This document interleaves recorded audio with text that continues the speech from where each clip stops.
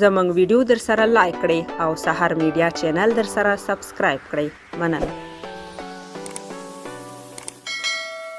تر اوسه هیڅ کومې رسمي سرچینې د خوشحال سادات د بدلون یا ګوښه کېدو په تړاو څه نه دي ویلي، نه یې رد کوي او نه یې تایید کوي.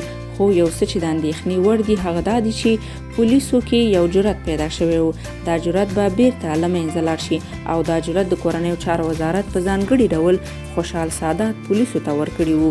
پولیسو ته له ترهګرو سره مبارزه دومره ضرور نه ده لکه له لنډغرو سره، او د سادات په مدیریت کې دا مبارزه د پام وړ وه.